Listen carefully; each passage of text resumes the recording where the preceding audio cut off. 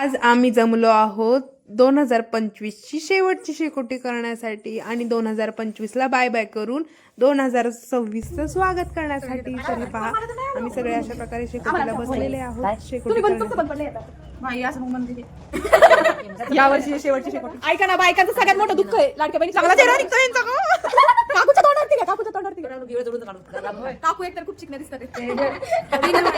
या वर्षी शेवटची शेकोटी. पुढच्या वर्षी काय नाही. पुढच्या वर्षी टॅप करून आम्हाला गोरं केलं तर बरं होईल. हिला खूप गोरं करायची गरज असते. हे बघा, ओ लाईट चेहऱ्यावरती पडत नाही. ओरिजिनल मी जास्तच गोरं करते. आणि काही नाही लावता गोरं. तुम्ही काय करता? Oh my God, natural. हिला टॅप करून करायला लागतंय असं. हे बघा असं. आणि मी जास्तच लाईट होते.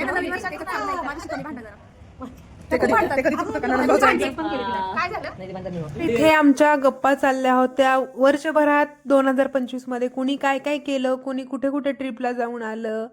तसंच आपलं लाडक्या बहिणीचे पैसे कोणाला आले, कोणाचे बंद झाले, कुणी KYC केली, कुणी नाही केली, आणि बरेच काही गप्पा इथे चालल्या होत्या. किंवा नवीन वर्षात अजून काय काय करायचं हे देखील इथे ठरवायचं चाललं होतं. तर गुड मॉर्निंग सगळ्यांना. 1 जानेवारी 2026 मध्ये तुमचं सगळ्यांचं स्वागत आहे. तर इकडे आज स्पेशल पावभाजीचा बेत होता, कारण जिजाचे बाबा घरी असल्यामुळे लाईटली मेनू चालतो. तर मस्त असे भाज्या कट करून घेतल्या, धुवून घेतल्या आणि कुकरमध्ये शिजण्यासाठी ठेवल्या. तर तेलामध्ये बटर टाकून छान असा बारीक चिरलेला कांदा फ्राय करून घेतला. आलं लसूणची पेस्ट टाकून टोमॅटो बारीक चिरलेले शिजू दिले एकत्र, आणि थोडंसं शिजल्यानंतर मॅश केले.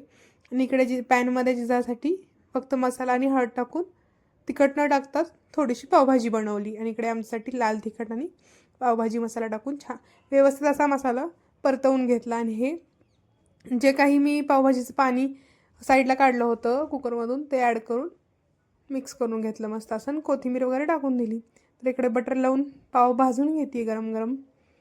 अशी होती आजची पावभाजीची सिंपल अशी रेसिपी, आणि खाण्यासाठी पण खूप छान लागते. तर जिच्यासाठी वाढून दिलं, तिचं झाल्यानंतर मग आमचं असतं खाऊन.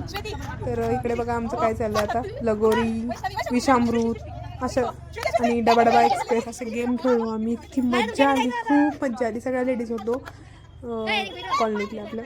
तर कसा वाटला आजचा ब्लॉग? आवडला असेल तर नक्की लाईक करा, शेअर करा, सबस्क्राईब करा. बाय बाय, भेटूयात पुढच्या नवीन ब्लॉगमध्ये.